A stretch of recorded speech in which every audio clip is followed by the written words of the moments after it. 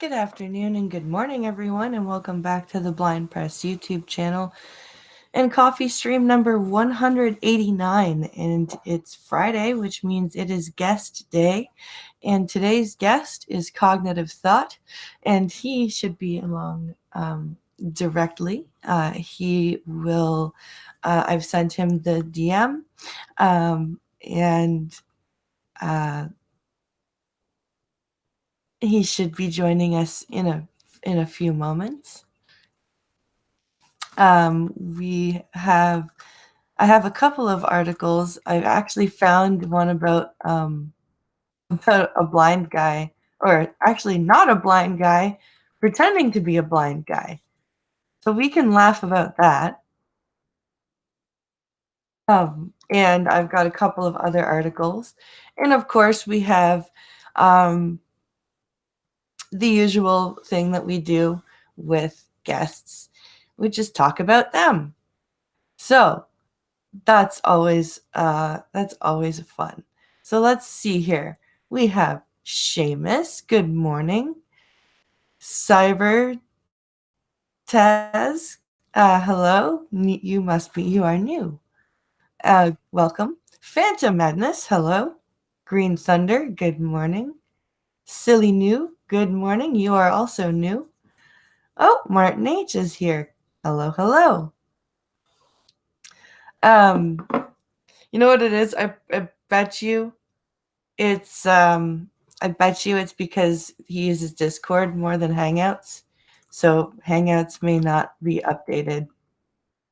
I know Hangouts is a pain in the ass. So hello there, irate prostate.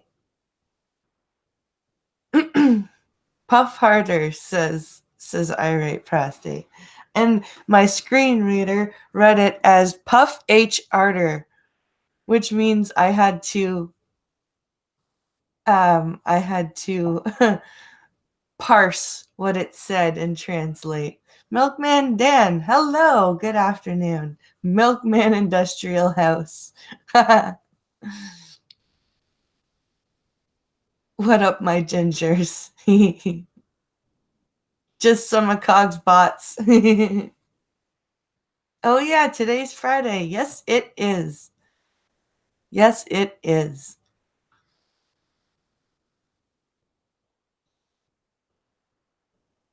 But sadly, the week's almost over, and come Monday, my commissions will be open again. And sadly, I will have far less time to join. Oh, that sucks, but hopefully, you'll have time to listen at least. I do appreciate those who just listen as well. I understand if you guys can't always talk and chat. That's always fine, but I do like to be there for people to listen. Hello, Pink Hollow. Hello from the road.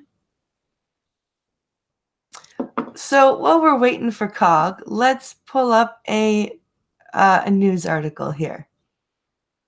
Let's go over to Safari and find an article here. Where is that headline? There it is. Judge temporarily blocks ICE from making arrests in Massachusetts courthouses. So courthouses are now sanctuary buildings like churches? Is that what you're telling me here? Nothing for you here. Hello.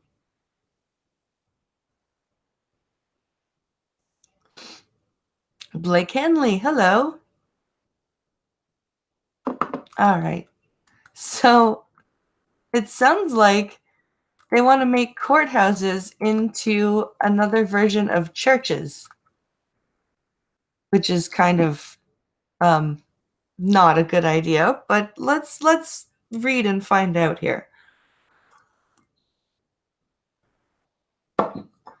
Oh, that's good coffee. Oh my goodness. Okay. So let's unplug this screen reader. For those of you who are new here, you are about to hear what it sounds like when I read the news. All right. A Massachusetts link. Federal judge on Thursday blocked link. Immigration on link. Immigration and Customs Enforcement ICE from arresting certain undocumented immigrants in and around courthouses in the state while a lawsuit against the practice continues to be litigated. Why would you have a lawsuit against arresting people at courthouses? If they're there for their hearing and they have been found guilty, then they should be arrested. Or if they, even if they're, hanging around the courthouse for another reason, they're in the country illegally. I don't even agree with churches being a safety place for people to hide.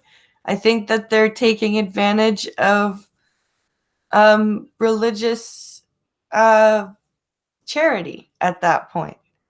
I think that's a throwback from old times. I think if you're doing something illegal, like being in a country without documentation, then you should be arrested and dealt with accordingly. Because the demon rats want their votes. I love that. So that the Mexicans can get their gifts. I like the demon rats thing. That makes me laugh. That's funny.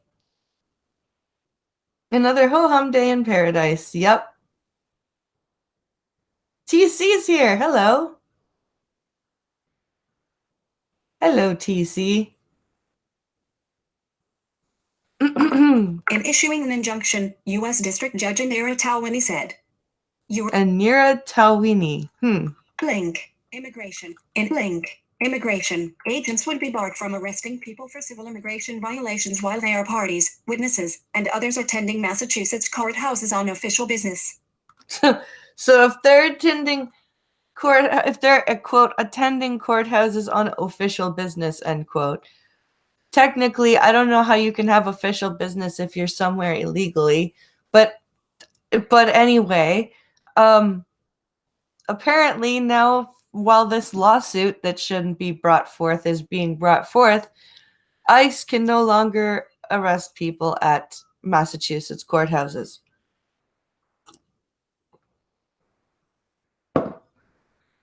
Which to me sounds like there will be a whole bunch more loitering at courthouses now. A tall weenie? No. Here, let me see if I can get the spelling of it right. Let me go. Let me go and.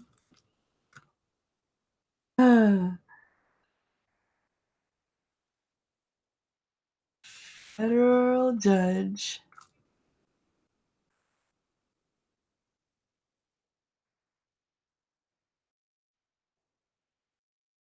Where's her name? Where's her name? Damn it.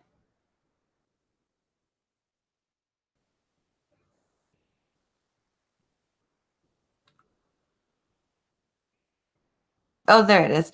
Initiating energy. Indira, that's her first name. Talwini. So it's spelled. Hold on, let me see here. It's spelled Talwani. Talwani.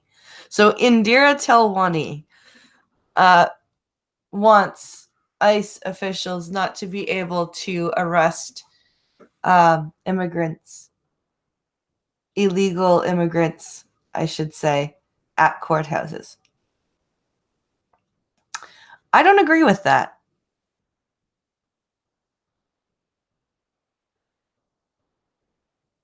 If the illegals are going there for processing, it might be a good idea to let them go to their court date rather than deterring them with the threat of arrest.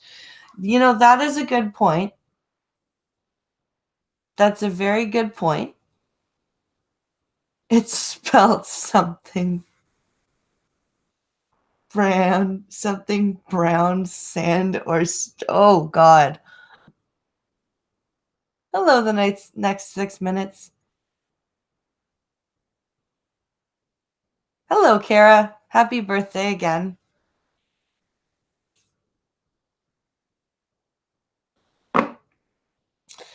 All right, let's continue on with this story here. So it says, here we go. Let's see what the ruling is. The ruling was the result of a lawsuit filed by Boston area district attorneys, Middlesex. Hello. Is Cog here? Nope. My computer just hiccuped for no reason. I thought Cog joined.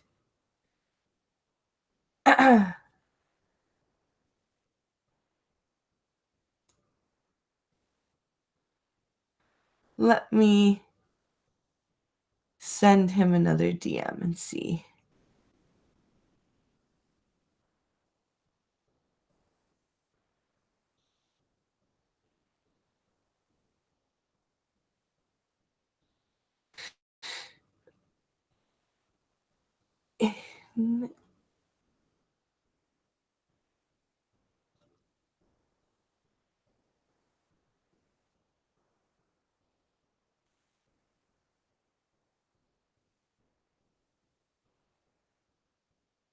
Sorry, guys. Just quickly sending off a little DM there. All right, so let's see. Switch back to the correct browser, Blind Press, if you wish to continue reading the news. I don't think people want you to read the Hangout to people. Whack him with a wrench. He's running a little slow.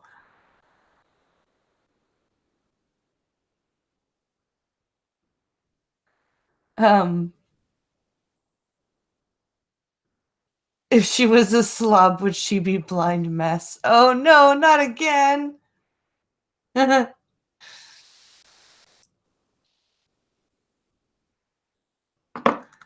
Okay.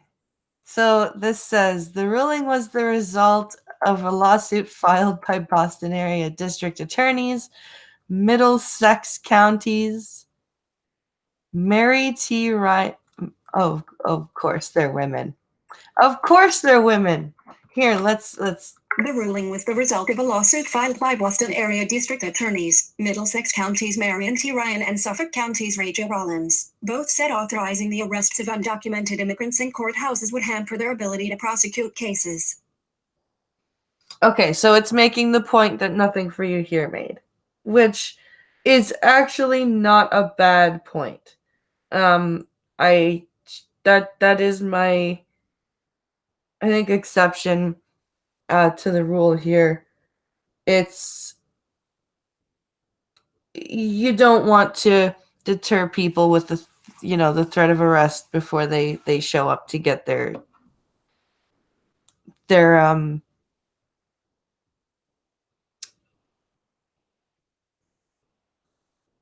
wait,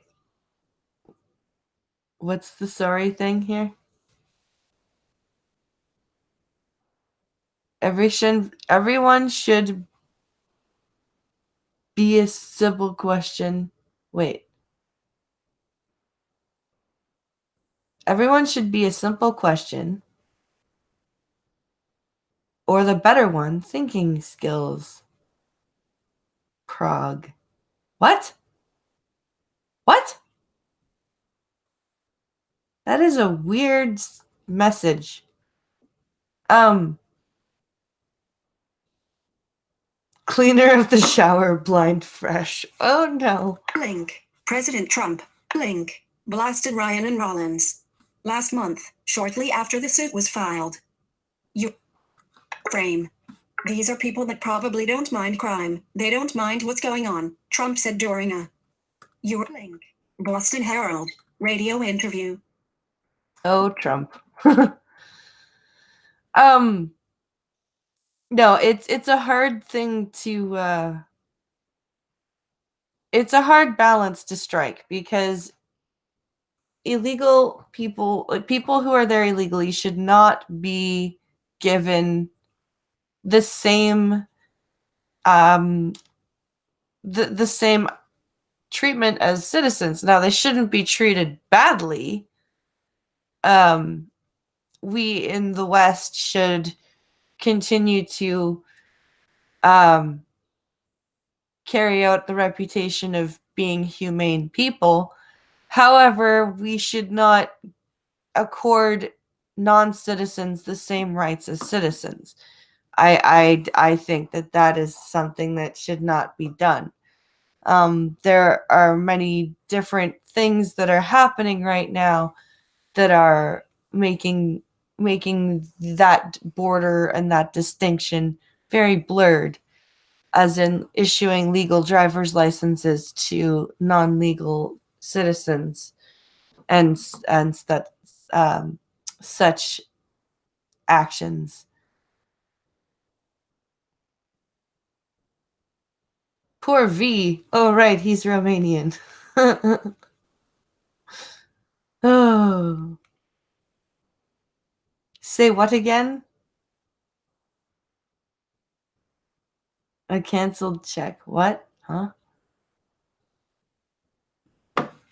Link. Taxpayers pay.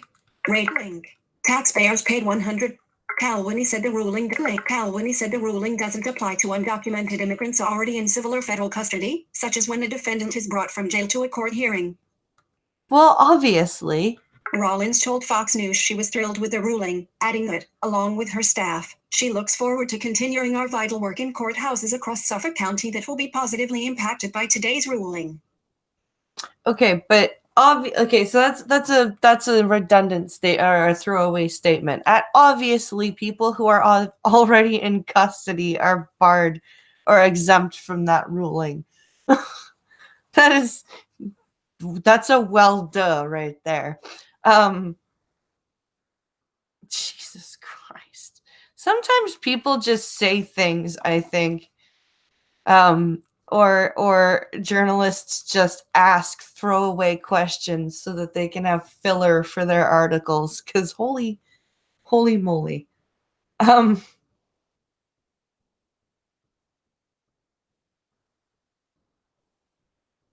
Is what the country you're from, do they speak English in what? Wait,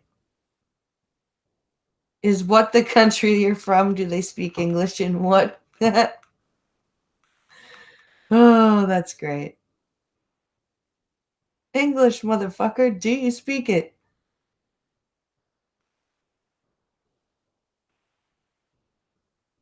Hey, Skep.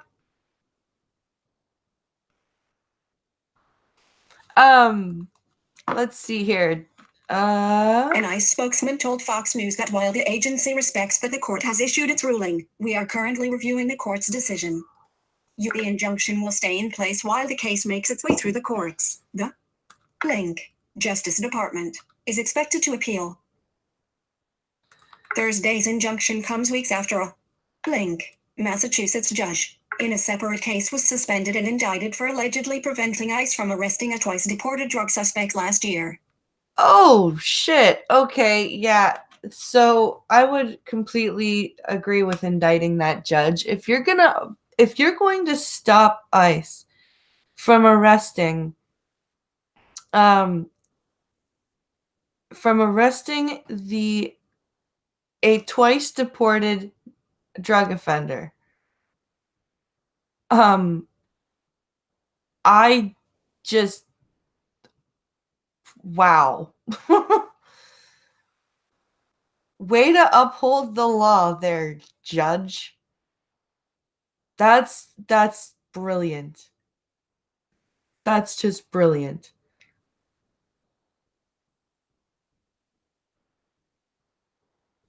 I'm kind of speechless at that.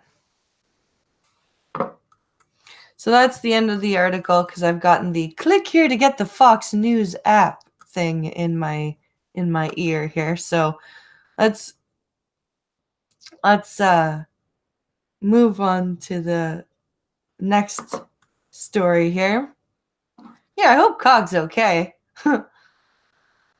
Was he doing? I fell asleep. I was doing stuff with the kids, and then I passed out. So was he doing banter rants late last night?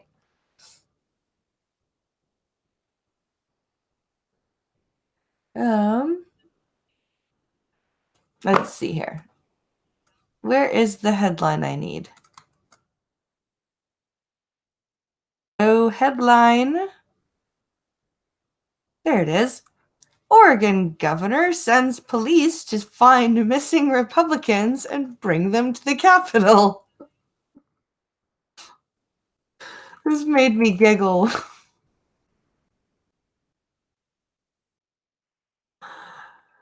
Oh, this made me giggle when I found it.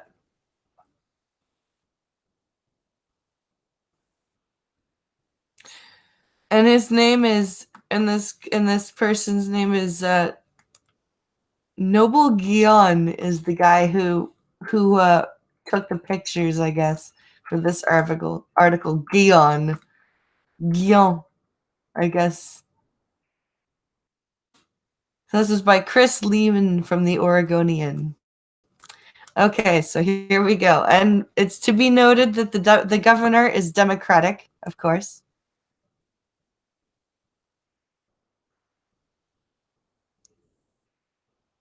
Those pesky missing Republicans. Yeah, I know, right? I hate when that happens. I do call him Cog. Last I saw, he was covering the Ralph dumpster fire. Yeah, I was on that stream for a bit last night. It may not be the headline you want, but sometimes you get the headline you need. Yep.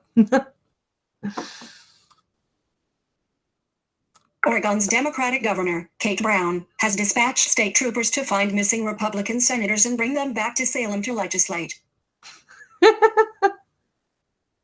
Oh man. I wish I could have been the fly on the wall for that conversation with the captain or with the head of the state troopers. I want you to go find these missing Republicans and bring them back to the Capitol. Yes, Salem is the capital of Oregon. Oregon. Jesus. Speak properly, press. All 11 Republican link senators are in hiding. At least some of them out of state. In order to prevent the Senate from having the quorum it needs to operate, they can't abide the Democrat-backed carbon cap and spend bill that is up for a Senate vote today. So they're protesting. Oh, excuse me. They're protesting. They're in hiding in protest instead of showing up and voting against it.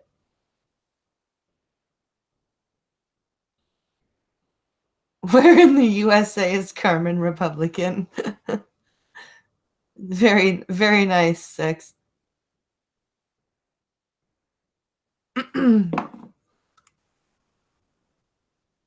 Sent Streamlabs through. Let's see if it processes. I have not gotten a notification. Let me see if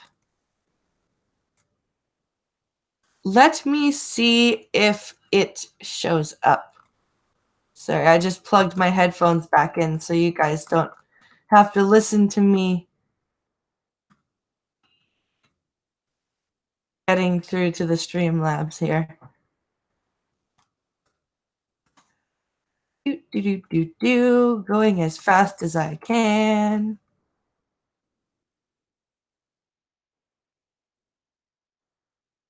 Yes, that is the account I want to use. Thank you very much.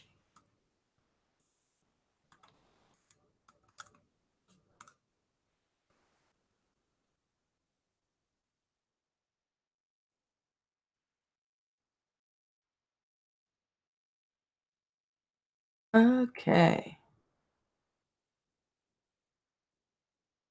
I really wish that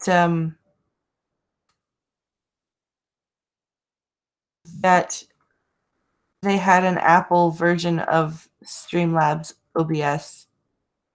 That would be very nice. So we have a donation from Cybertaz from $4, donated $4.98. I do so enjoy tripping up Cog with my super berries. Have some shekels. Thank you very much. Very, very much. I appreciate it very much.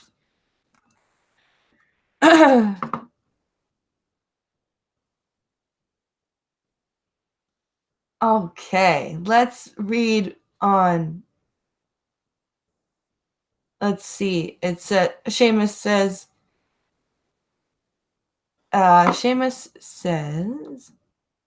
my uncle lives there in Salem. And in Portland, they outvote the rest of the state.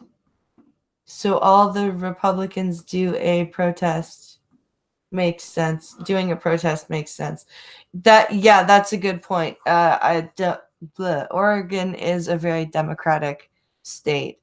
So for the Republicans to do what they're doing is probably their only choice, actually. So let's see here. When Republicans failed to show up on the Senate floor for today's 11 a.m. session, Senate President Peter Courtney of Salem, a Democrat, asked the sergeant-at-arms to search the Capitol for the missing lawmakers. That search proved fruitless. In response to the walkout, Courtney formally requested the Brown dispatch Oregon State Police troopers to round up the missing Republicans. But you know what? If the Democrats did this, they would be heralded as brave and heroic and standing up for justice. But the Republicans are doing it, so they need to have the state troopers brought after them. Absolutely ridiculous.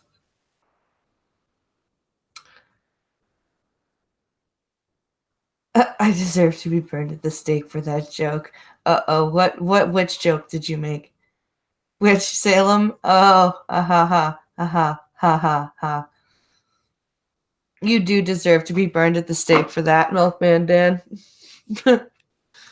Brown quickly granted that request. It is absolutely unacceptable that the Senate Republicans would turn their back on their constituents who they are honor-bound to represent here in this building, she said in a statement. They need to return into the jobs they were elected to do. See, I don't think they're turning their backs on their constituents. I think they're doing this for their constituents, but that's just me. Speaking on the partially vacant Senate floor, Courtney said, I apologize to the citizens for taking state troopers off the streets to look for missing lawmakers, 81.5K shares.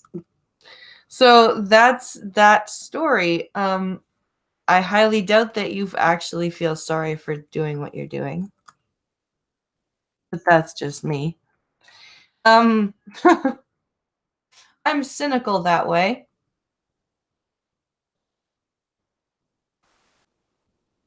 No, the only reason that Oregon's a Democrat state is because of those series, or Demo Rat, as Seamus says. Demo Rat.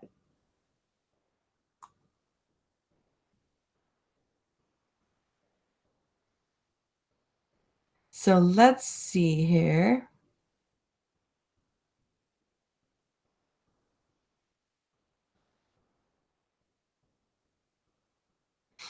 Let's find the next story that I have. I sent myself. I actually have a blind guy, like I said, a blind person story.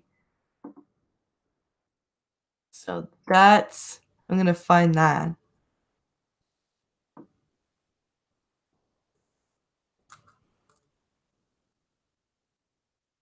Oops.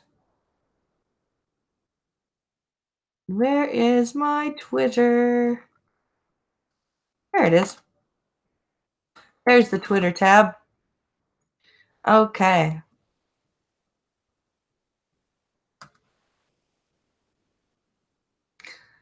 Let me just get.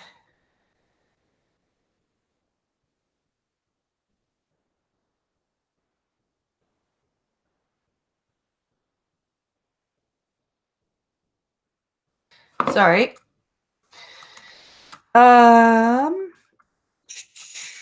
Here's my DMs. Let me get to the one I have with myself.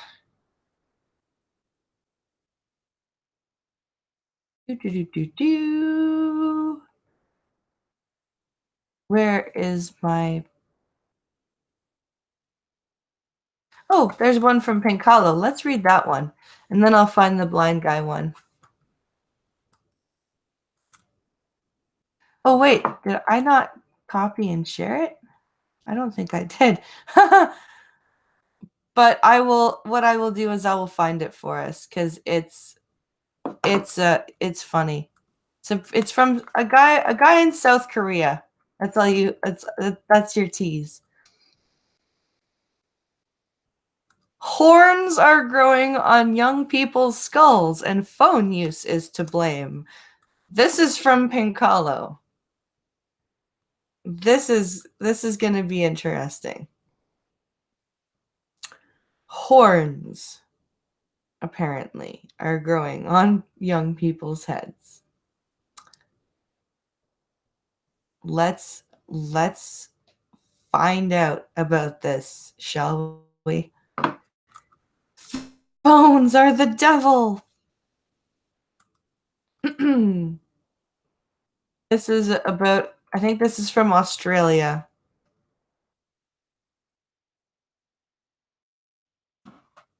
Mobile technology has transformed the way we live, how we read, work, communicate, shop, and date.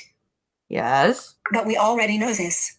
What we have not yet grasped is the way the tiny machines in front of us are remolding our skeletons, possibly altering not just the behaviors we exhibit but the bodies we inhabit. See, now this is an interesting theory because we've only had mobile phones for a very short time, evolutionarily speaking. Demons, Ree, says Skep Tock. Yeah.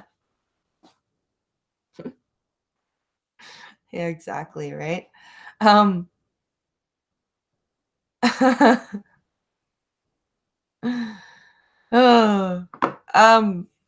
I don't know how the skeletons would be changing so quickly. New research in biomechanics suggests that young people are developing horn-like spikes at the back of their skulls, bone spurs caused by the forward tilt of the head, which shifts weight from the spine to the muscles at the back of the head, causing bone growth in the connecting tendons and ligaments. The weight transfer that causes the buildup can be compared to the way the skin thickens into a callus as a response to pressure or abrasion. Huh. Interesting. I didn't think that would happen on a mass scale so quickly, though. That doesn't... How many people have they studied and what are their medical backgrounds? That's something you've got to think about, right? How many people are in this conclusion, in this finding, and what were their backgrounds medically? It used to happen to typists. Okay. The result is a hook or horn-like feature jutting out from the skull, just above the neck. A hook or horn-like feature.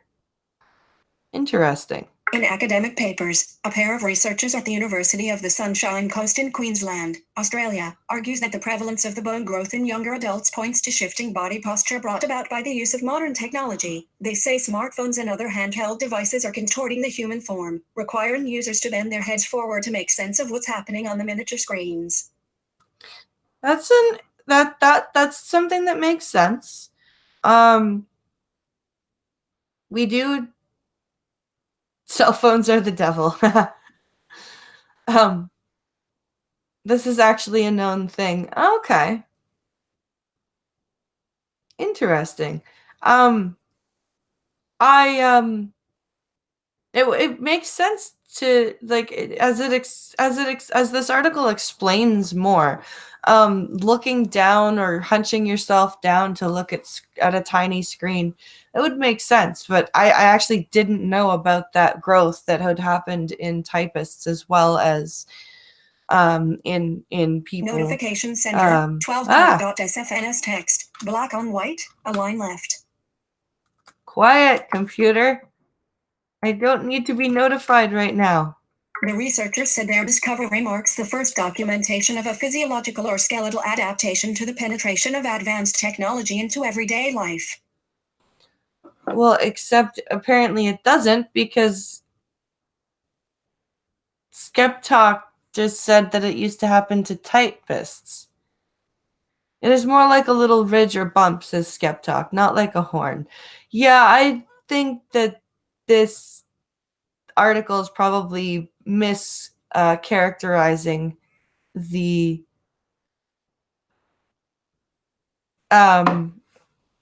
the sorry, mischaracterizing the feature that's coming up on the back of the neck here.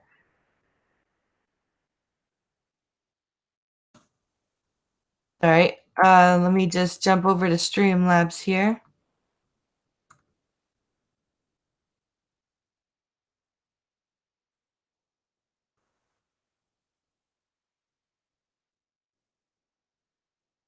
Captain Weeb donates $1 to say, just wanted to say hello and wish you a good weekend.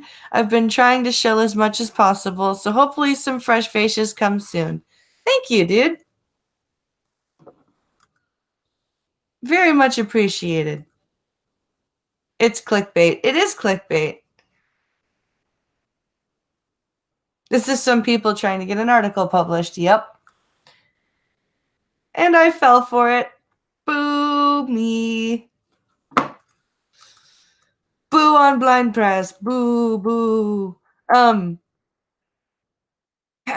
right, let me see if I can find that blind people article.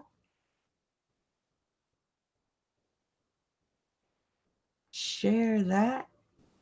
Yeah, I went to copy and share it and got distracted and didn't end up doing so. Okay, here we go. Let's just post that in my DMs here. Oops.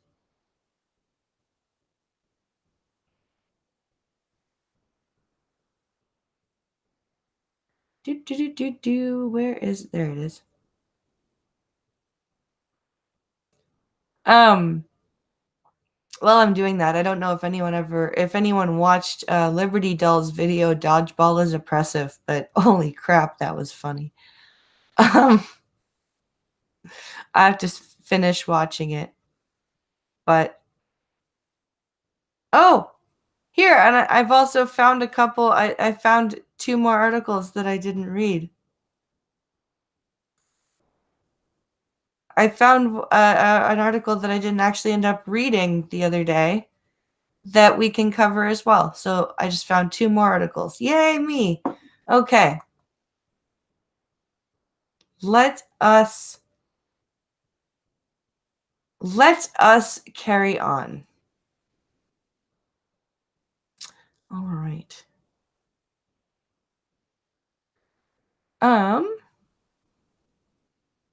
Hit that button. Okay, there we go. Okay, to the DM with myself. Back to inbox. All right, here we go. Let's read about the blind guy that I just discovered. Man accused of faking blindness for 8 years. This is he's from Seoul. If she had a Quebec accent, she could be a blind French press. Ho ho ho. We all check that stuff out, BP. Oh, good. I feel better. Oh, also, Skep, Twitter DMs. Could you check them, please? 8 years. That's not bad. Stevie Wonder's going on what, 60? Nice one. So let's read here. I just Googled blind people news, and this is what I found. So, Anne, a man in his 40s stands accused of living as a blind person for 8 years and fraudulently receiving government money after a neighbor apparently saw him driving a car. Oops. That'll do it. I don't think Stevie's ever gotten behind the wheel of a car and successfully driven driven a driven a car. Oh my goodness. The Bourson-Yonge police station said Thursday that it had arrested the man, whose identity was not revealed, without physical detention on suspicion of violating the Act on Pensions for Persons with Disabilities. So he was You were currently drawing on it. he was drawing funds from the government. Oh. Oh God.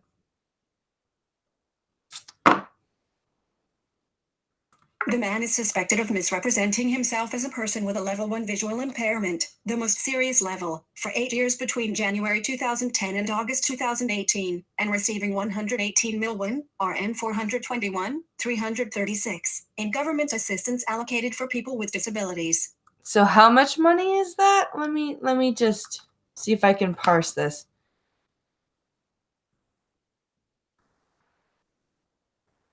So he was representing himself as totally blind. So he received 118 a lot of money. 118 million 421,336 in Korean money, I think, in government assistance. The way that they broke down the money was very confusing.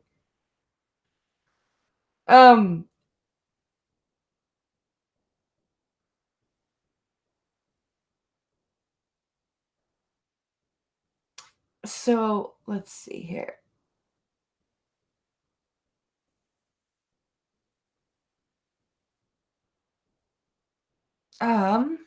Oh, I should unplug my headphones. Police said the suspect was diagnosed with a level 1 visual impairment at a local hospital, where he was treated for several eye diseases. They say he was caught after one of his neighbors, believing he was blind, reported him to the Korean Anti-Corruption and Civil Rights Commission after seeing him driving a car and even parking it with no problem. That's a good way to prove it.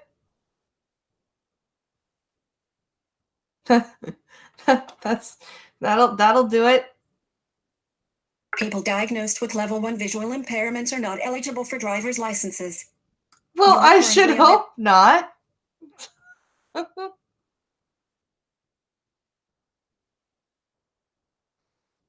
Holy fuck. Upon examining the suspect's phone, police say the committee discovered a video of him driving on a highway. Police said the man did have an eye disease and needed to wear glasses but could function in life just like any other person.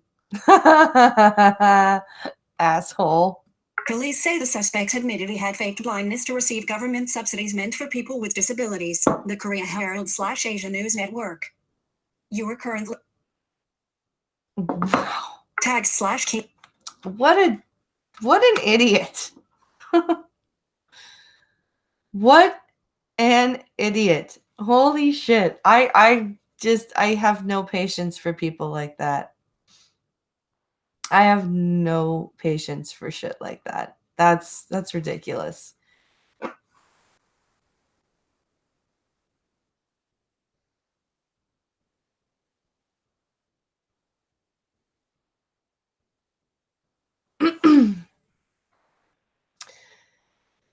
So let's see. I've got another article. There's a bunch of stuff in it.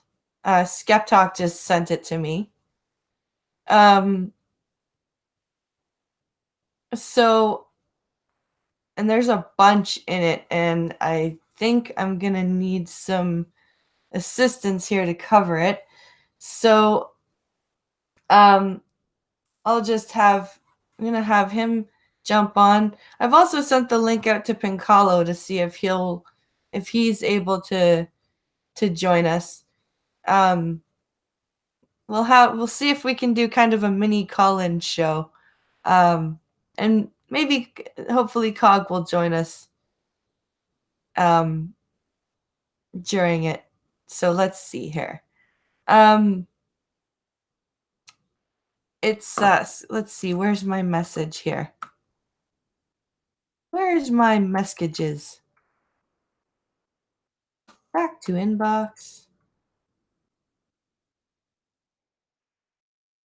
Let's see here.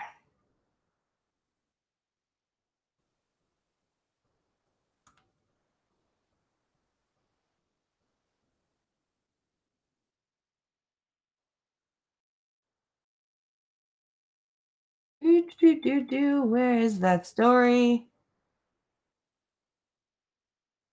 This week in history news. Oh, this is going to be interesting.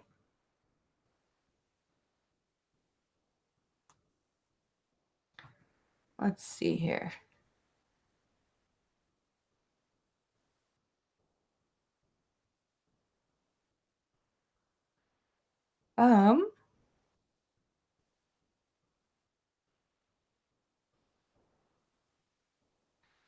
So we have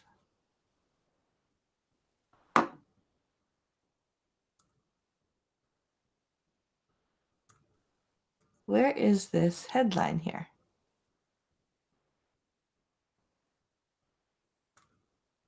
You have me. Hello. How you doing? How are you? Sorry to send you the multiple story. No worries. It was just so interesting. I had to send it on that way. And right now, I'm frantically trying to mute myself because now I'm hearing myself talking.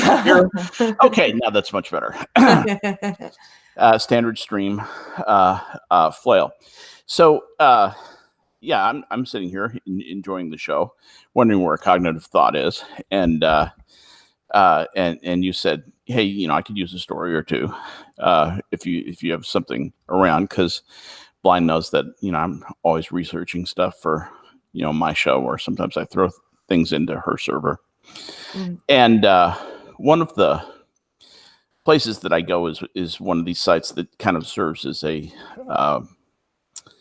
it's a nerd site. It's for scientists and stuff like that. But sometimes they scramble together stuff like this week in history kind of stuff, interesting stuff that happened back in the day, or interesting stuff that they've just uncovered. This is called Dancing While I Get to the Story. And one of these stories that came up with the you think of the Catholic Church as kind of a bastion of morality. That's the place where goodness lives, really. When the Pope is speaking ex cathedra, as they say, he's speaking with the voice of God. He's literally incapable of error, because God is speaking through his lips. And so imagine my shock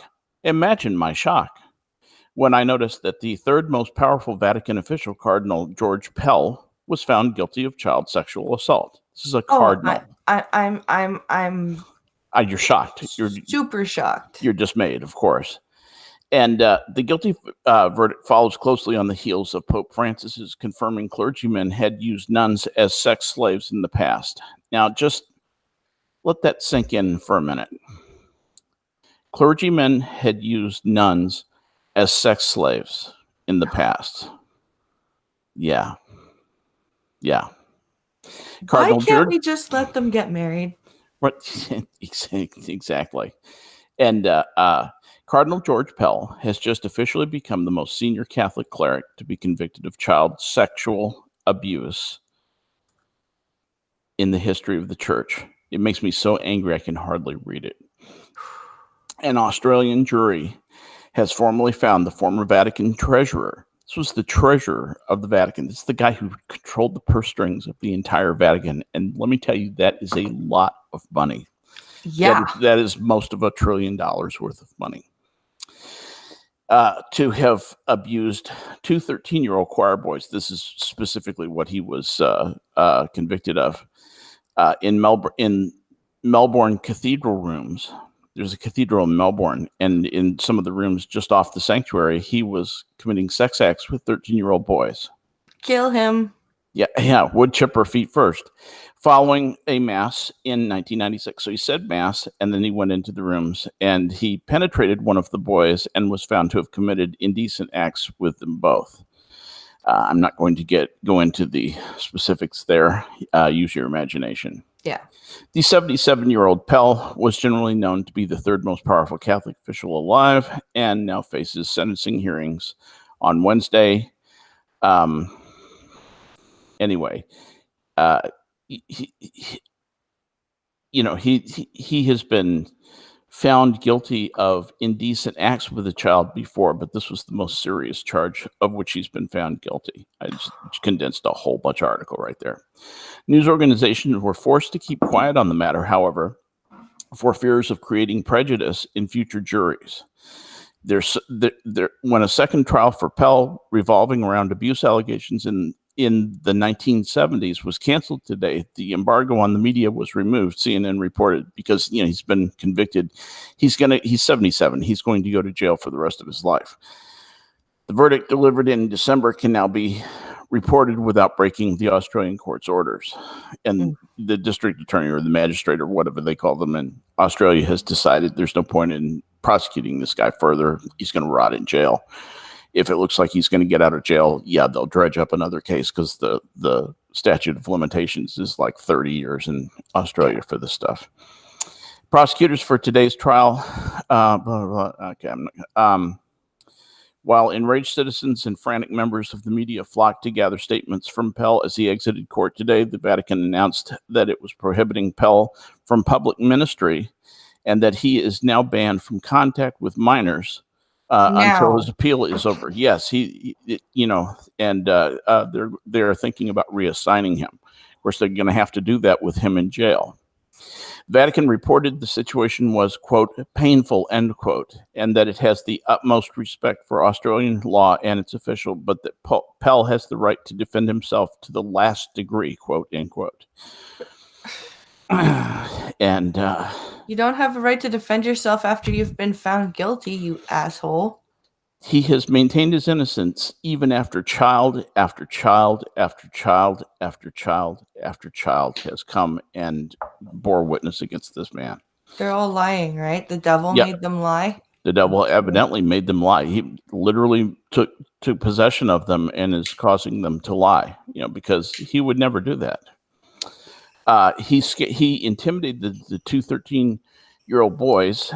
He got them to drink wine, and then he told them they would be in big trouble if it was found out that they were drinking wine that he gave them, and then forced them to perform quote, unspeakable acts. This is from the press. Unspeakable acts. I don't even want to know what that is. Piece of crap. Let's see. One of the victims has committed suicide since then. Oh, God, I wish I hadn't read that. Now I want to hurt this guy. And as if you didn't want to before. About the parents, and it's just so painful. So anyway, this stuff is real. Yeah. And the news follows closely on the heels of Pope Francis confirming that several clergymen have used nuns as sex slaves in the past. That's festive. And that those who sexually abuse children are tools of Satan. Okay, so Pope Francis has come down and he disapproves of people who rape children. Bold stance. What can I say? The Vatican's messages could thus be received with a bit of confusion, as the Pope's unprecedented summit on pedophilia seemed to indicate a new no-tolerance policy on the matter. A new no-tolerance policy? Did I read that right? Did I fucking read that right?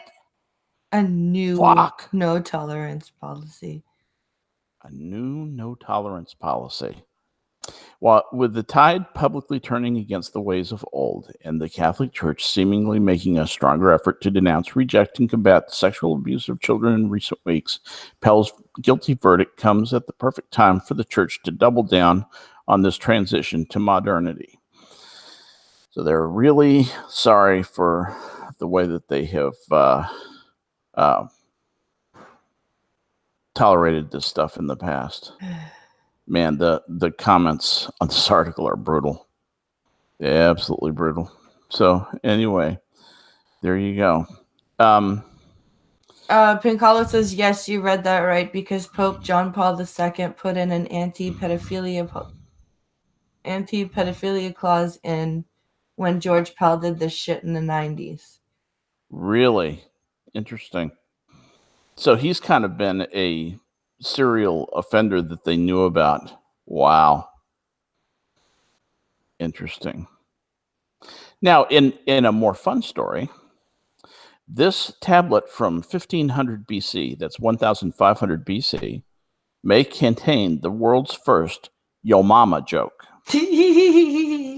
The ancient Babylonian tablet was likely written by a student, proving that even 35 centuries ago, kids were making the same crude jokes as they do now. A 3,500-year-old tablet discovered in present-day Iraq might have the first ever Yo Mama joke written on record. The ancient tablet was uncovered in 1976 by an archaeologist during an excavation. Unfortunately, the original tablet went missing, but luckily there's a copy of what the tablet said and pictures of it and all that, and a description of what the translation on the tablet reads. And the archaeologist said that the tablet featured very careless writing, which is what led him to form the hypothesis that this was written by a Babylonian student.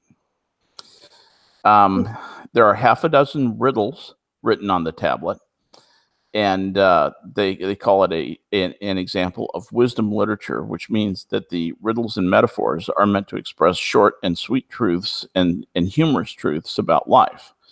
The humorous tablet was written in Akkadian, so that's like Sargon of Akkad. That was his language, actually, the language that the actual Sargon of Akkad spoke, a language spoken by the Babylonians, and it was actually written in cuneiform. I'm looking at the cuneiform script right now. Cool.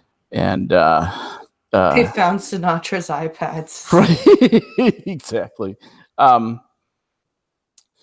Yeah, while some don't exactly translate it well into English, it's pretty evident that there's a form of Yo Mama joke in there. As it turns out, one of the most classic diss jokes of all time has been around since 1500. The translation of this particular joke reads, "Of your mother is by the one who has intercourse with her. Who, what was it?" You know, Damn! Like, yeah, who's your? It's almost like who's your daddy. Yeah. You know, who messed around with your mother. Sadly, there's no documented answer to the joke, at least in what remained of the tablet when it was discovered. But it was obvious that this seemingly aims to insult someone's mother by referencing her sexual tendencies. It's really too bad that the world will never know the student's punchline. We can guess it. It's the same punchline that is used today. The joke itself is the punchline. Let's see. And the other jokes and riddles on the tablet's inscriptions touch on topics including sex, politics, and beer. I mean, it's like Homer Simpson, you know, it was back in 1500 BC. The rest of what these zingers don't translate as well as the hypothetical Yo Mama does, but it's clear that there was humor was the intention of them. Let's see. Knock knock jokes are too fragile. Well, yeah. I mean, it's there's a political joke. It says he gouged out the eye. It is not the fate of a dead man. He cut the throat. A dead man. Who is it? You know. And the answer to that joke is the governor. Now that evidently was just hilarity back in 1500 BC. That was it was the governor. You know. How witty. Yeah, exactly. How urbane. But you can kind of hear the rhythm of humor in it a little bit, and it kind of gets you a little bit. The other thing that they discovered on it is there are fart jokes on it. And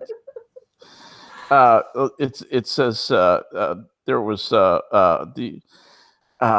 they were talking about the oldest joke ever recorded was an ancient Sumerian proverb, which roughly translates as something which has never occurred since time immemorial is a young woman did not fart in her husband's lap. What the? Yeah, you can't make this stuff up, man. I tell you, quality stuff here. So there you go. There you go. Anyway, so that's just a couple of interesting things, that you find. Being an archaeologist or anthropologist. I was really more trained in cultural anthropology, but I took obviously a lot of coursework in archaeology and human origins and stuff like that. And what you find in archaeology is some very interesting stuff. And I'll share an archaeology story with you if you're interested. Sure. This actually happened when they were doing some remodeling work on the Parthenon on the Acropolis in Athens, not Georgia, but Greece. And they were, they literally had to pull some of the pillars apart. And these pillars had been together since the Parthenon was created. I mean, they had literally been, stacked on each other, held together literally by the weight. It's mortar and tennis kind of stuff. So it's the fit of the stone and the weight of the stone that keeps the thing standing. And it was just so incredibly massive that it stood all these years. But they had to do some work on it because it was starting to come apart. They wanted to reinforce it and repair part of it. And so they exposed some areas of the stone that had never been exposed since the day that stone was laid down. And they found notes to the workmen about how to place the stone, about don't let this guy be the foreman on this labor gang because he always chips the front end of these because he's too rough. Just fascinating, little clues back into history of what day-to-day life was like for the people who were working on the Parthenon. They also had they were also able to discern the way that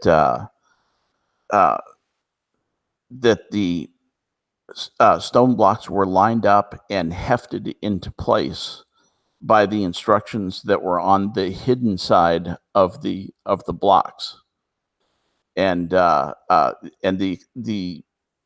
instructions were extensively written down. It was a complete revelation. Nobody was expecting that, and history is replete with that kind of stuff, where you go and expose something that hasn't seen the light of day in a very long time, and you just be surprised at what you see.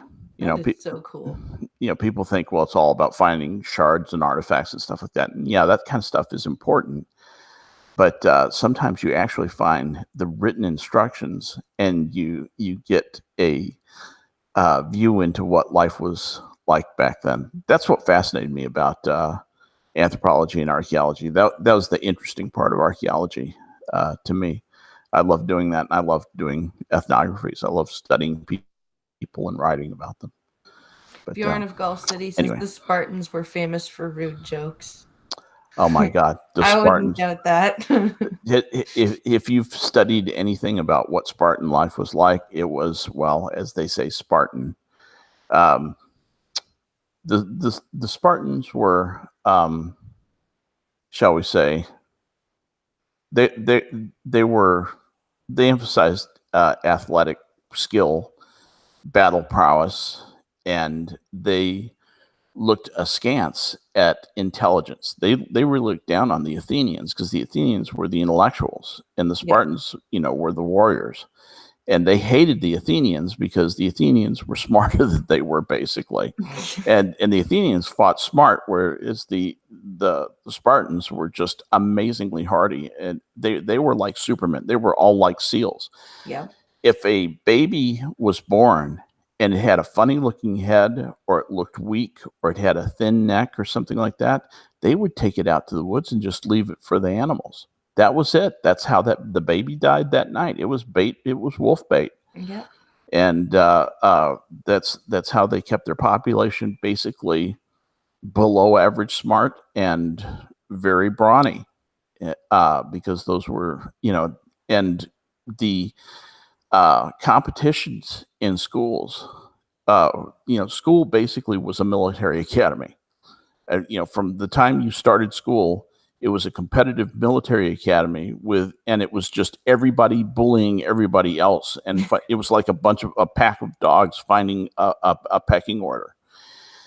And the guys toward the top of that pecking order, the way that you got to the top and stayed on top frequently was to kill one of your classmates. Yep. And to kill them in honest combat was not a problem. That was, perfectly acceptable. That's how they kept the group of people strong. And death was not mourned; it was celebrated. To die well in battle, that was a good thing. Yeah, I wouldn't have wanted to be a Spartan. I would have much rather been an Athenian back in the day. If I had to live in an ancient culture, if I had to, I would have wanted to be a Roman citizen about just after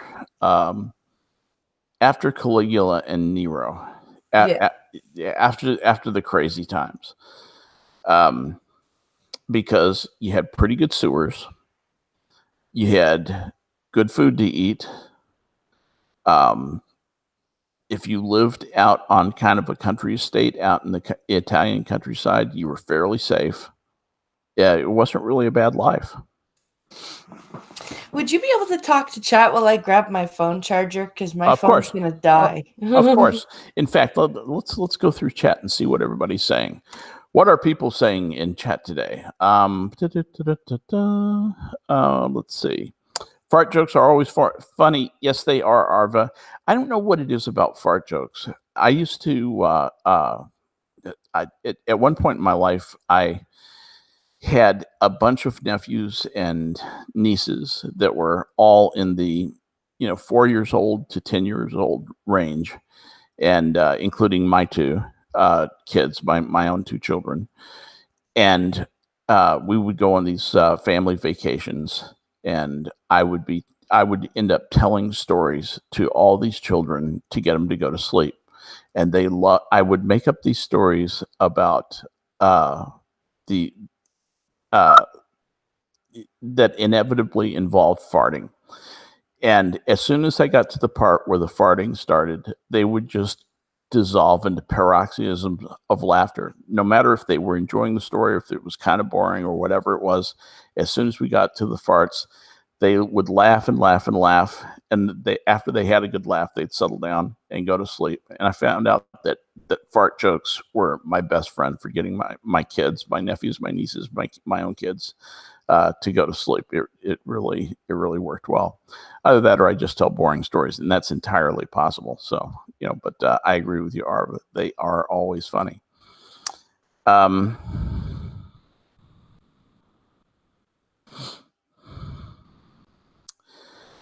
Martin says, listening to more Blind Press streams today, and Blind Press was talking about somebody paying $500 to be dressed as a baby. Yeah, I kid you not. It was a strange coffee stream.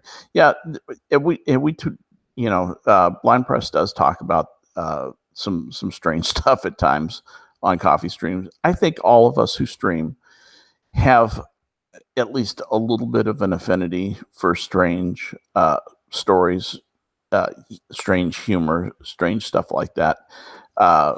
Like, somebody paying $500 an hour to be dressed like a baby. That's an odd thing. That's something that we don't encounter in our lives every day. And so it attracts us. We want to know, how did that person get to be that aberrant? How did they get to be so strange? Basically, what's wrong with you, dude? And that's what we find attractive about that. Or, why do people spend 8 years pretending to be totally blind and then drive a car? Oh my God, Freaking retard. I don't even know what to say about that. That makes no sense to me. Let's see. All You Need says, isn't it amazing how good communication builds things that last? Yes, especially in the relationship department, my friend. Mm-hmm. Let's see. Irate. Skep, my neighbor. I'm not cognitive thought. I'm sorry. I'm thin gruel indeed. You were expecting cognitive thought, and you get Skep talk. Blah. But we're doing the best we can here, folks. We're singing and dancing, trying to amuse you. Let's see. Jolly Rogers, Bill DeWater says Roman was the superior society. In many ways, Roman society had the great good fortune to be able to take all the advances from the Athenian society, and I mean advances in everything from philosophy and theology. They even took their gods, gave them new names, but didn't really change them much beyond that. Even took their fables and made them their own. They took their mathematics and their astronomy and their technology, their engineering, and then, to their credit, Rome improved on that and made it even better. And they're heroes to me because they basically invented the sewer. And that's an important thing for people to live together. It's interesting to see that the Romans invented the sewer, and California seems to be, going back to pre-sewer days. Seems to be de-inventing the sewer. Am I wrong? No. Basically, they just take a crap on the street. I look at they're like animals. I look at the whole state of California and go, who looked at that and went, there's no source of water here. Fuck it. Let's just divert a natural river that's going somewhere completely different and bring it all over here. Oh, look, every year this place burns, and we have, let's stay here anyway. Okay, let's make a couple of comments about that. I don't know if you know, I lived in California for many years. Yes. And you get to know the stories behind these things, and you're absolutely right. The aqueduct was diverted from the waters in Northern California to basically run down the middle of the Central California valleys, and eventually to provide the city of Los Angeles and with water.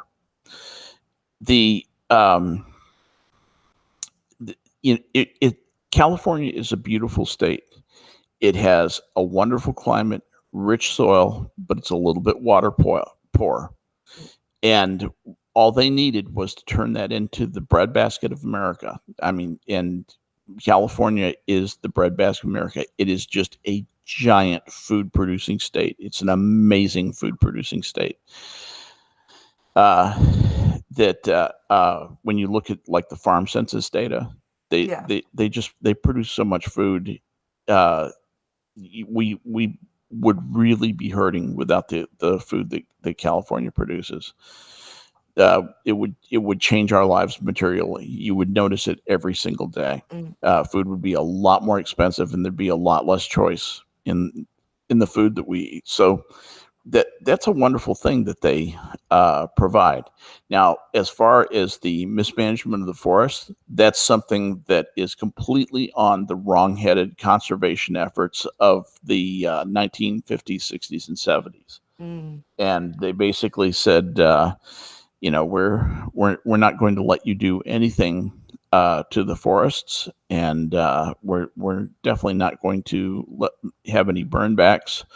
And so you have this tremendous buildup of fuel, and that's just fuel for fires on these dry California hills. Yeah. And the hills are Well, they're hills. That means they're close to the clouds, which means they get hit by lightning a lot. And Mhm. when you get hit by 100,000 volts worth of lightning, you'll have enough heat to create an instant large fire that immediately gets out of control. And if they had done responsible forest management in those 30 years, they would not have this problem because there wouldn't be as much fuel up there to burn. They could have and they could have also done some things like some planning to have fire breaks. They chose not to do that, and they said no, fire breaks are ugly. Mm. That they're like scars in the forest. We would never do that to a forest. Okay, fine, let it burn down, you assholes. You know, uh, some fire in a forest is actually healthy, believe it or not. Yes. Uh, not, but not as much as everybody thinks. Everybody thinks, well, you got to burn the whole forest back. No, that's a bad thing. That's how you kill a forest. Yeah. That's how you get rid of a forest for several generations, and that's not a good thing. But what you can do is you can get rid of some of the fuel, some of the undergrowth there, and anyway, had they managed the forest successfully instead of having this very militant conservation effort where you can't touch the forest, they could have saved themselves a lot of misery. They could have saved lives, and so that's on them. But the craziness with the Californians shitting in the streets in San Francisco and plague making a comeback, typhus making a comeback Yeah. in Southern California, man, that is really that's not good. That's not a good thing to see. RVA says California used to be a great place. It was. It really truly was. I'll tell you, living in California in the mid to late 1970s and early 1980s was the most fun place in the world to live. Mm. It simply was. It was just amazing. And living the 2 years that I spent in 1977, 79 in Monterey, California, those were two of the greatest years of my life. Period. Dot. It's just it's an unbelievably gorgeous place to live, and it smells good. The whole place is just so beautiful, and it just smells good. Pinkala says, I'm glad Preston and I have a friend who we used to play Eve with.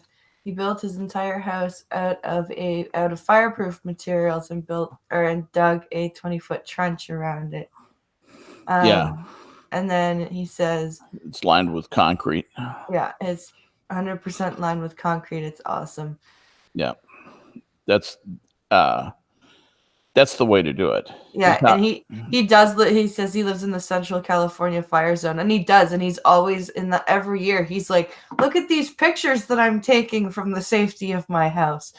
Right, and he's got fireproof stuff. I bet he has a metal roof, and he's got fireproof siding that has a very very high flash point that the fires never get close to, and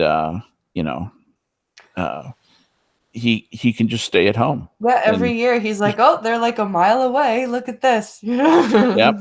Like, yeah. Holy shit, dude. Yeah. And Seamus says now when everything's burned, when it does rain, everything's going to go sliding in the ocean.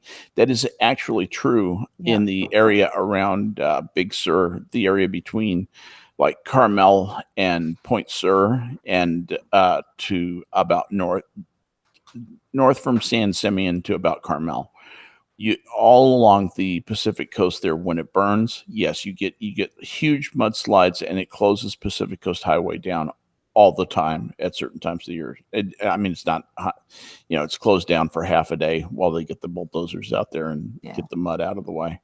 Yep, absolutely. I have sat and waited for the mud to be cleared coming back from the Big Sur naval station that was down there doing an audit when I was the paymaster for that naval district. And yep, remember it well. Remember sitting there, just all you can do, you turn your engine off and just enjoy the incredible scenery. You're just overlooking the Pacific, the sparkling Pacific, and listening to the bulldozers.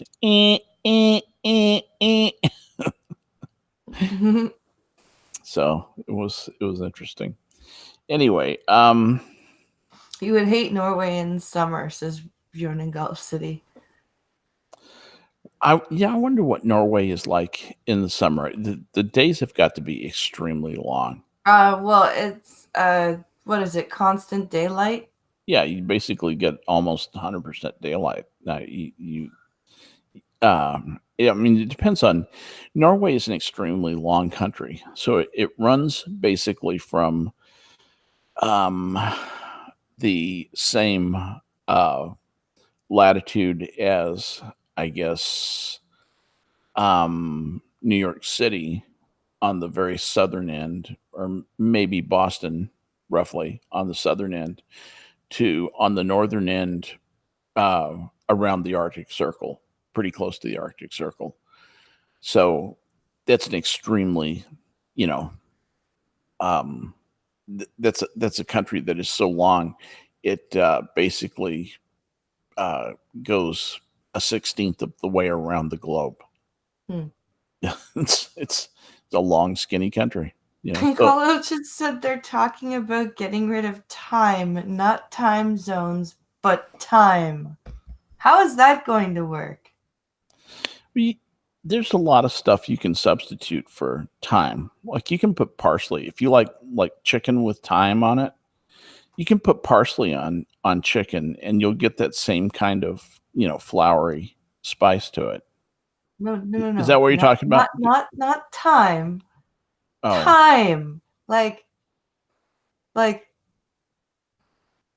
how we measure. Like hours, minutes, hours, seconds, time. Miners, and miners. What the fuck is a minner? Well, that's minutes. That's a fishing term, but that's not that's important right now. Yeah, down here it's a minner, but wait a minute. Okay, so who?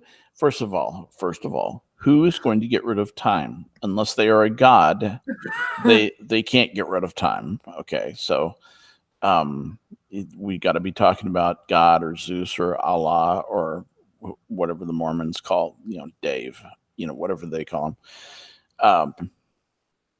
You got to be talking about a God to get rid of time. Now we covered what time was last night. Was that on stream last night when I covered what time was, or was that in the post chat? It must have either been after I left, or okay, it was after you left, or afterwards. All right, we're gonna. Do you want to understand the nature of time? I can cover it very quickly, but you'll never think of it the same way again. Okay, you ready? Ready for something to change your life? Here we go. Time doesn't really exist anyway. There's no such thing as time. Time's not a thing. Okay. That's what Piccolo says. Well, he's right. He's absolutely right. Time is simply a recognition of something called a state change. All right. Yeah. Now, let's say that we have a machine. It's a motor, and the motor has a thing on it. We'll call it a second hand, and the second hand goes around a dial, and it goes past 60 marks that are on that dial. Okay, and we say that when this thing has gone 60 marks, we will say that it has been going for a minute. We'll define that as a minute. But a minute isn't anything. It's just a statement about the change in position, okay, of that second hand. So time is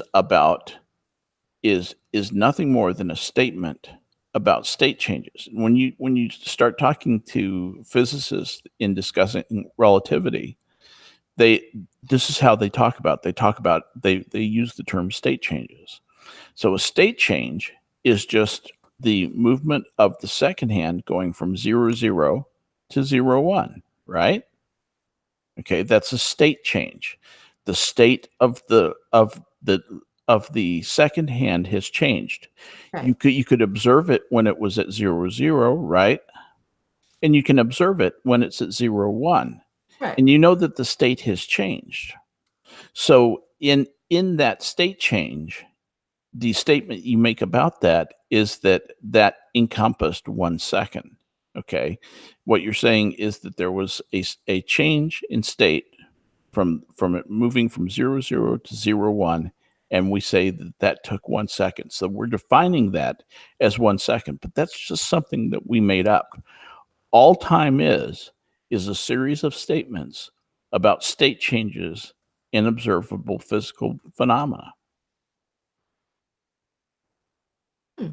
Yeah, I know. That's kind of a mind fuck. It is kind of a mind fuck. And I always argue with Pincalo that you have to, for time to, like, there kind of has to have been a concept of, there has to have been time, because we have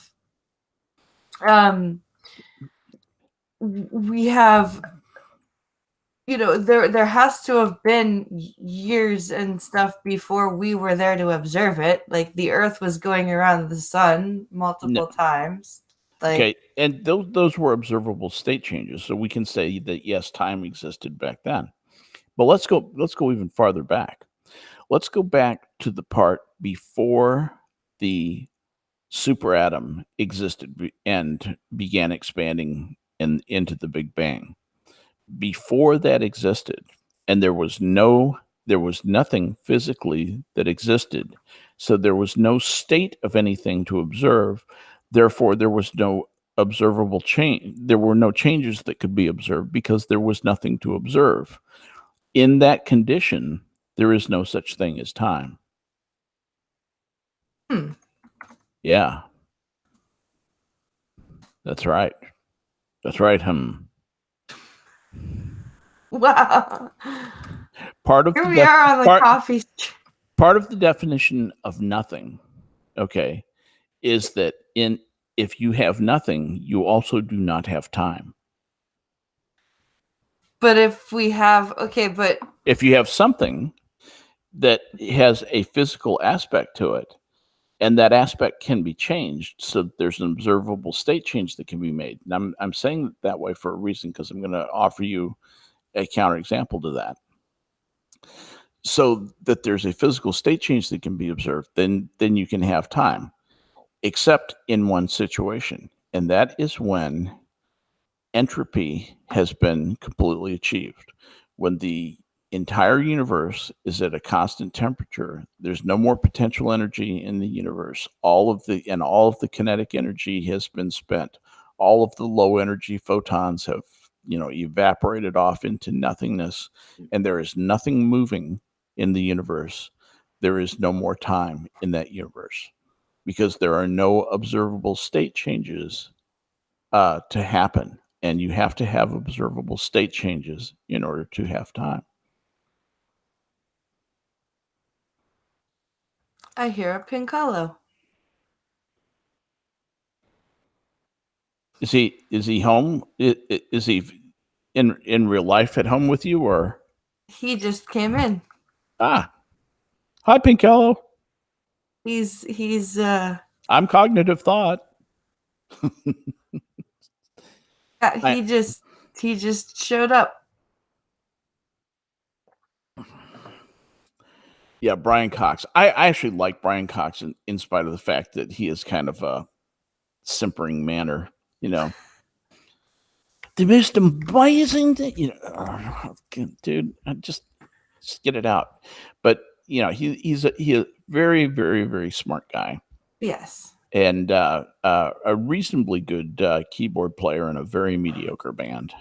But he was a rocker, and I can respect that. Mm-hmm. I think he deserved a better band than what he was in, and but I love that he quit the rock music industry to take advantage of his really exceptional mind and the opportunity that he had to do some work at CERN. It was important stuff. See, irate prostate says, but the observable changes are in a different state due to gravity, mass, and the relative nature of the finiteness of humanity. Yeah, that's word salad from irate prostate. Having a little bit of fun with us. Ha ha ha! You so very funny, irate. You're so smart. What he's really doing there is he's sending an alcoholic to alcoholic message. Don't take yourself so desperately serious there, Skep. And that's a very good message that I need to bear in mind, because I really can't get carried away with myself. Sorry. And I'm sorry if I did that a little bit on the stream. I just thought it would be kind of a fun place to go. If I have to walk around with this scary stuff in my brain, I want to share with my friends. Yeah, everyone else has to deal with it too. Exactly. I want everyone else scared by reality as much as I am. And irate says, I still assert time as a human construct. Yes, that was exactly what I was saying. Of course it's a human construct. It's the way we make statements about state changes. So there you go. And rule 62. Thank you, irate. That is the direct. That's the actual. Keep it simple, stupid. Don't take yourself so damn seriously. Yeah, I love irate. He's the best. So if a change is not observed but still occurs, is that still time passing? Ooh. All right, wait, what? Let's see. So if a change is not observed but still occurs, is that time? Yes, of course it is, because it's not whether or not you observed it, okay? It's whether or not it is observable by anyone or anything, okay?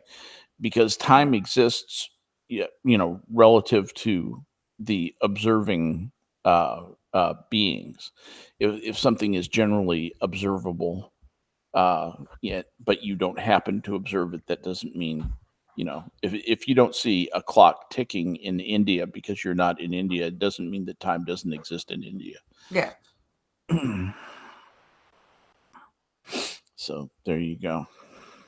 Skep Tock is my favorite e-celeb, says Yeah, right. Yeah, except for the fact I'm not an e-celeb, so, but there you go. Do you know that actually in real life I graced the front page of Computer World 3 times in my real career? Yeah, I really had a minor bit of eminence in back when the internet was getting started back in the 19th century. This was back. When was that? That was 1990. I want to say about 1996, actually, 1996 or so. And just for fun, I will. I look at that picture. I've got it in one of my nostalgia files. Piles of nostalgia stuff. Yeah. And I look at that and I just think, God, my hair was dark back then. I've grown my hair out. My hair is now down way past my collar. It's heading down my back. Nice. And I want nice and long for when Sage Kronsel gets here in a couple of weeks. He and Maddie and I and are going to go out and grab a bite to eat when he blazes through Dallas. Yeah, I wish you could be here. It would be a huge celebration. But no, cut my hair. I'm a long-haired hippie pinko fag. In the parlance of Charlie Daniels. Man, that song could never get made today. Nope. This is a long-haired hippie type pinko fag. Things that could never be said today. Like, okay, God. There's a song from Pocahontas, the Disney movie. Yes. Where the British guy, like the settlers and everybody are coming over. Mm-hmm. They're still sailing, and John Smith himself starts singing, I'll kill myself an engine, or maybe 2 or 3. Oh my God. Like, whoa. Of course, maybe they're trying to make out, how, orange man bad, white man bad kind of thing. Yeah, but it's still like just they would never do that today. No, Disney wouldn't, that's for sure. Yeah. What, back in the time when I was deep in the throes of birthing the internet and doing all that hardcore stuff in Silicon Valley and Redmond around the turn of the century, literally around 1999, 2000. We that was when we really saw a shift in a beginning toward the social justice warriors coming out, and it really began, I think, even more in Seattle than it was in California. And I was in both places a lot at the time. I was going. I was basically commuting between Dallas, or actually Denver, to Alameda, which is basically Oakland, California, or San Francisco, California, to Redmond, which is right near Seattle, next town over from Seattle. Right. And I was just kind of riding a plane in a circle. That was how I spent my weeks. And we really began to see a sea change with people becoming angry and serious about that. I pushed back a little bit. That was when I was very fond of talking about Indians. Do you mean dot or feather? And interestingly enough, all my coworkers, I worked with a lot of Indian guys. I worked with, probably 30% of the engineers at Lucent Technologies and Microsoft who I worked with, and Avaya, were Indian, dot, not feather. Yeah. Were See, we say they dot thought or it was casino. hilarious. Pardon me? We say dot or casino. Dot or casino. That's even better, actually. But I thought it was witty because, as far as I knew, that was something that we just started saying. Several of us started saying, just out of the clear blue sky. We didn't hear about it anywhere. We just thought, I think somebody said, Indian, and somebody else said, you mean like with a dot? And I said, yeah, not with a feather. And that's where it was born. But at least at Lucent Technologies, that's what I actually got in trouble from one of my educational assistants because I said my sister was half black, and she told me I shouldn't say that word. Half? And for a minute, that's what I said. I said, what, half? She was, no, black. And she said it just like that. Jeez, like, and I'm like, but she is. It's a forbidden word. It will summon evil spirits. And that was in, like, I think it was 2005 or 2006. What? Really?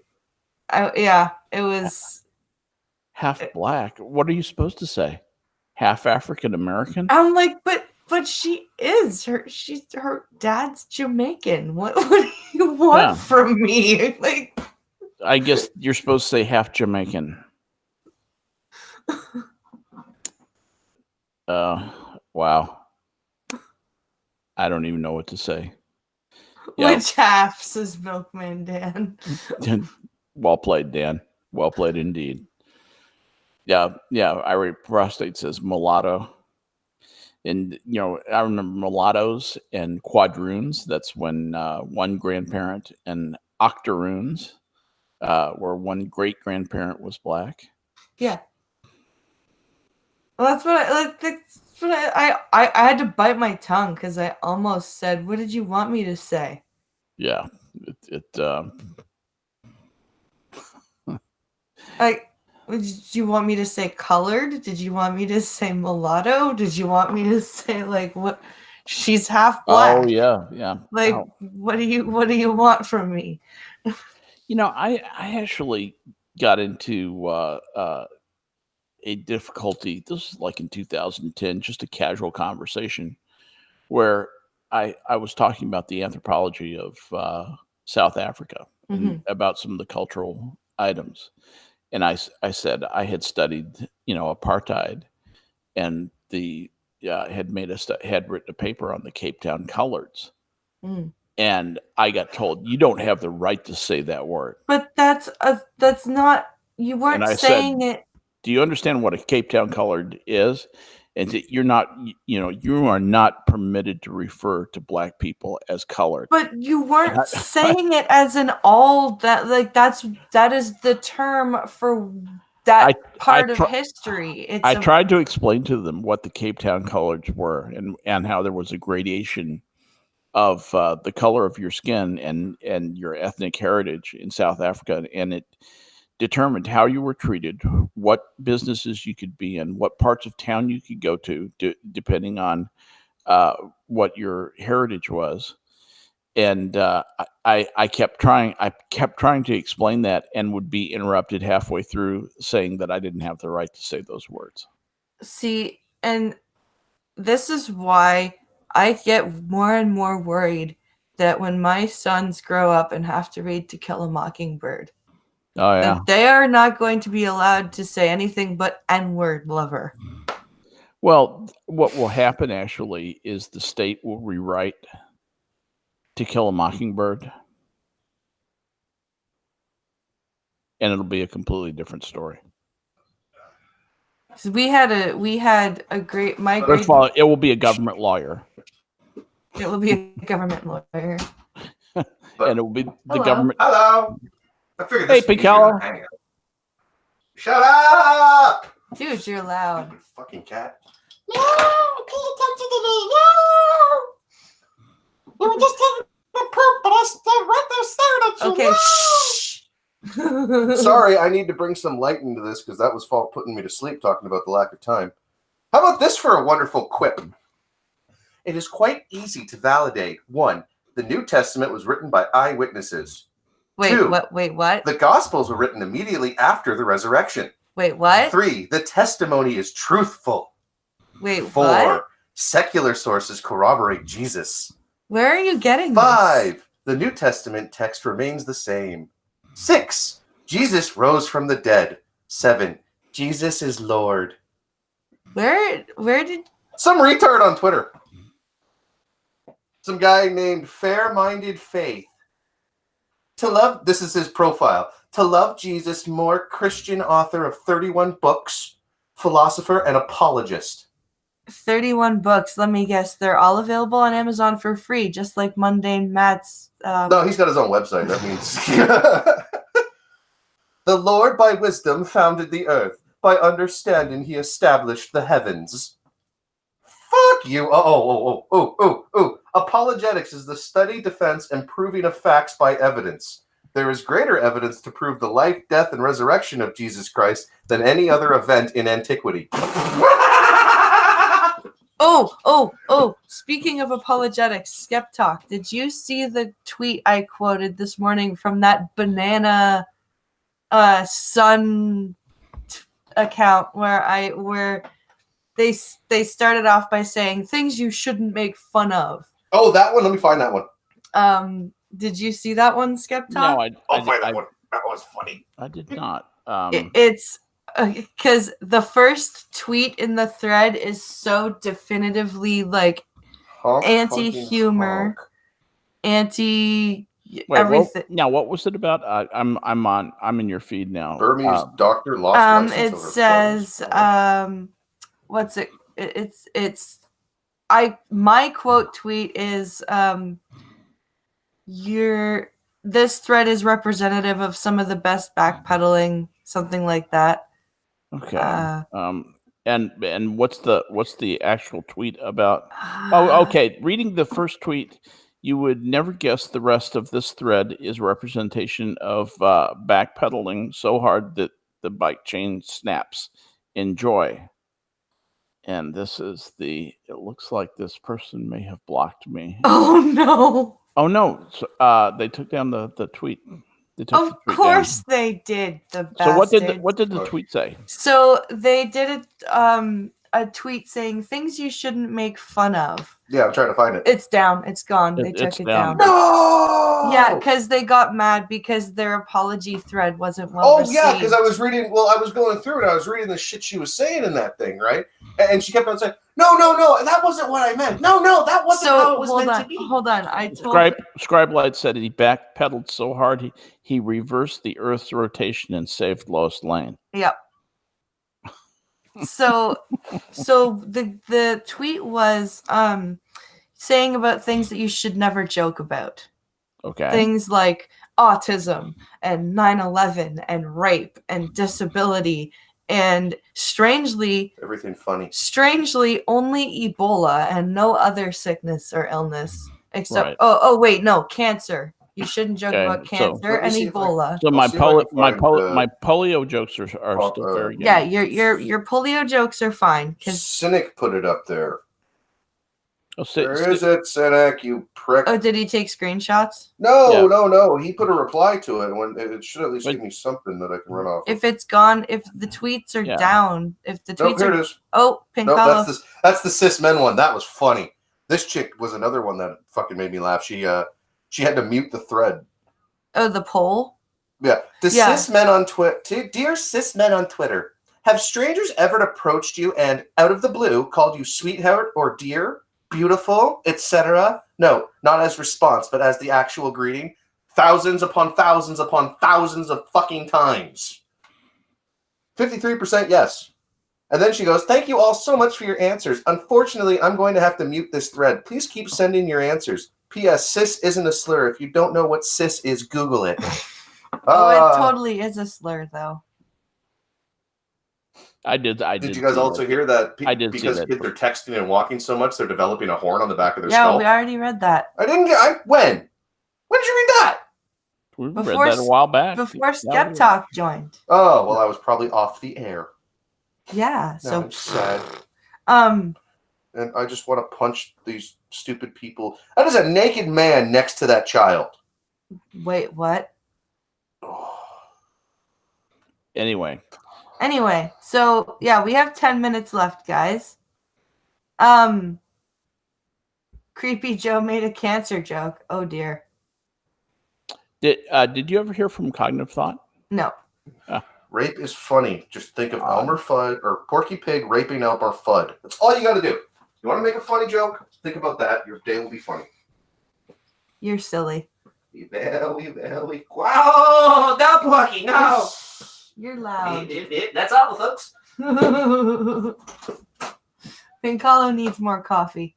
No, Piccolo needs to not be working anymore for that. Poor Pinkalo. He's tired. Yeah. Let's see. Check Your Logic says...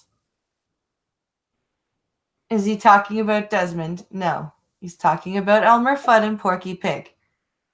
If you don't know who those people are, then I am sad for you.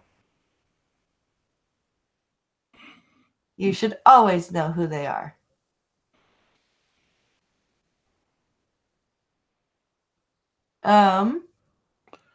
Okay. Let's see. Common Filth was right.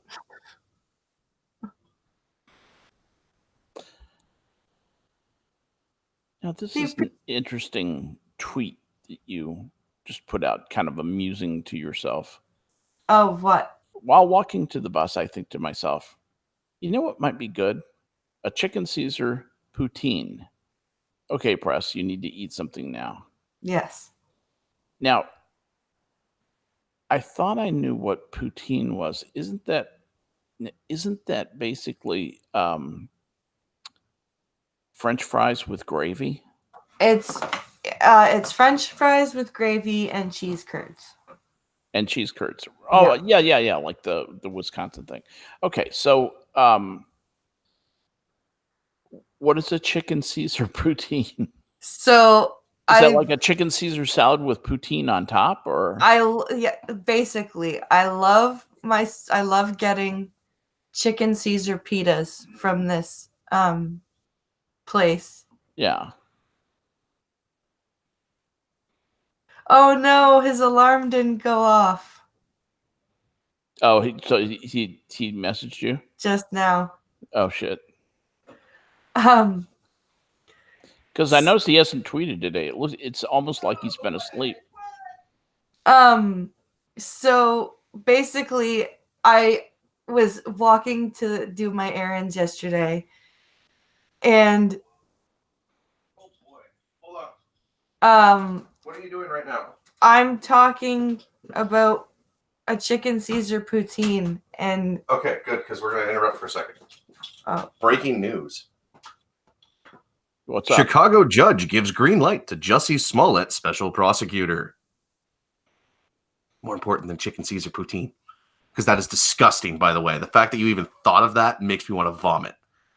That is a disgusting theory. Think about that. You want Caesar dressing on beef gravy on fries? that's why I told myself I needed to eat something. That is just... I mean, you're talking to the guy who used to eat raspberry jam with pepperoni on bread.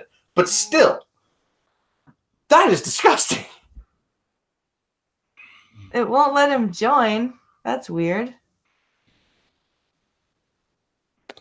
It's because he's clicking it. It's because he's clicking the link from inside the DMs.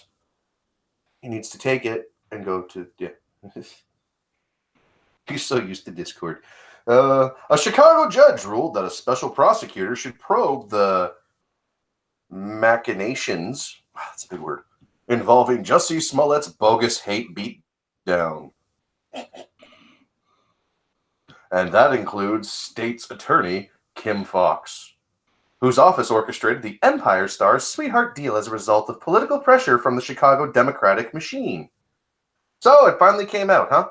In a stinging critique of Fox's It office. was actually from them. Okay, good. So it was. So this thing. It reports that they're saying that it was the city officials that said, no, don't charge him. Don't charge him. Okay. He can't hear me, can he? According to No, this, he can't. Okay. who can't? Never Skep mind. Tock. Can't what? That's cool. I can't hear. No, I That's can't. all hear. right. No, yeah. I'll be quiet.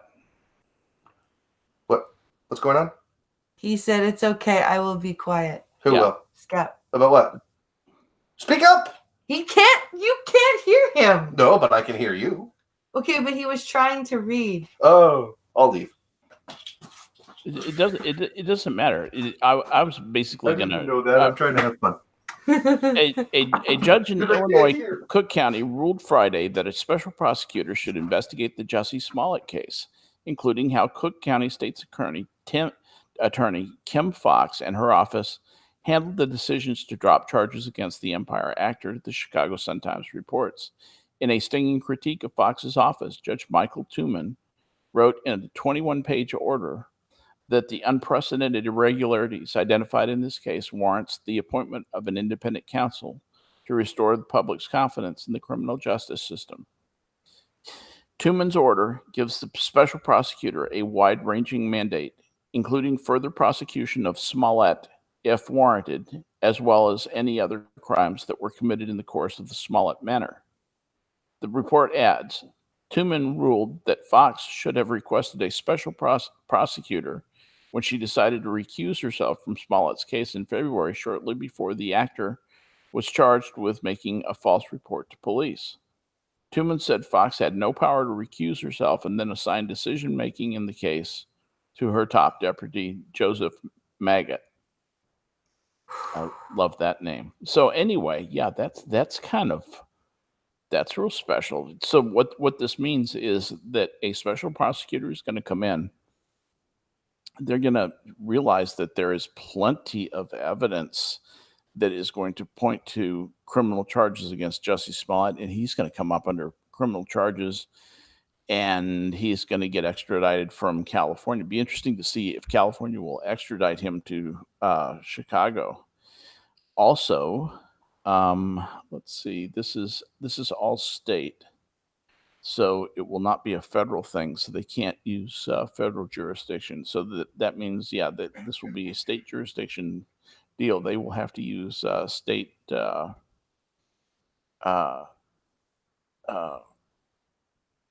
state courts and state prosecutors and all that stuff to basically repatriate him in from California back to Illinois and have him stand child. But I guarantee you they'll find plenty enough to do that. If this special prosecutor is not just a joke, the way that Fox's office has been so far, this will be this is going to be a big setback for old Jesse. He's going to go to jail. Yes, he will go is. to his ass, which is where it belongs. His ass belongs in jail with what he did. And also the way that he left his two compatriots out there, that's really stinky. You know, he basically said that, well, they did this on their own. Okay, so what about the check you wrote them and gave to them? You know, Jesus, what an idiot. Don't write them a personal check next time. No. That's the key. You know, that's the pro tip. Just cut down on the audit trail. Anyway, how I do go on. In other news. Oh, poor Cog. He was He's like he's not happy with himself right now. well, Cog, it's okay. It's if you're listening, dude, it's okay. don't hurt yourself. Don't do that. Don't hurt yourself, man.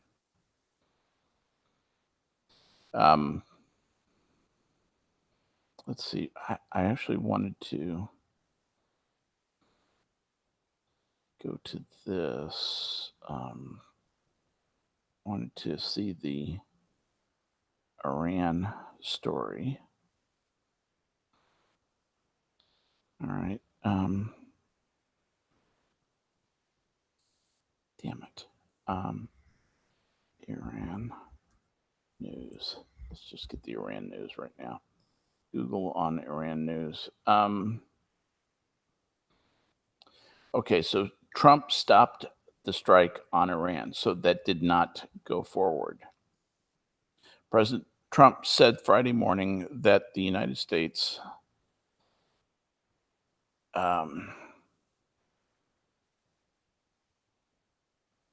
you know, I love it when you can read the first few lines and then a paywall comes up.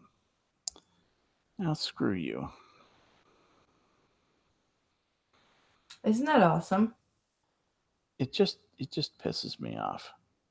All right, let's go back. Basically, here's what happened. Iran, we had a drone that was flying out in neutral airspace. The drone was just giving general surveillance. It was just saying, you know, here surface contacts look like this. We think these are here and there. Somebody's visiting you. You know what? I'm gonna have to go because No worries. I gotta end anyway. So. All right. Thanks for having me on. Sorry about the dogs barking. It always ends with a bang. And thanks for having me on. No worries. We'll do it again soon. Okay. Bye. Bye. All right, guys. And on that note, it is 2:00. We are going to end here in a moment as soon as I find the stop button. I hope you guys enjoyed the show. Cog, if you are listening, dude, it's all good. Alarms like barely work on me. It's a thing I have to work on. But like seriously, dude, don't beat yourself up about it, dude. I would love to have you back again.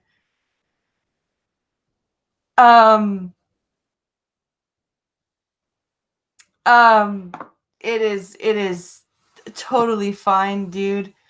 I I'll talk to you in DMs in a minute, but dude, seriously, it is totally cool. Shit happens, man. I've slept through things before. Don't hate yourself. And I hope you guys enjoyed it. Thank you to the new people who subscribe. Next Friday is call-in day. And then the Friday after that, maybe we can try COG again. We'll see. But we will. I'll let you know. There will be no Star Trek stream tomorrow because we'll be at the cottage, and we will be doing the blind and the special Sunday night, 10 p.m. Eastern, when we get back. I hope you guys enjoy yourself for the rest of the weekend. Have a great Saturday. We will see you back here Sunday night. Have an amazing day, guys. Thanks for watching.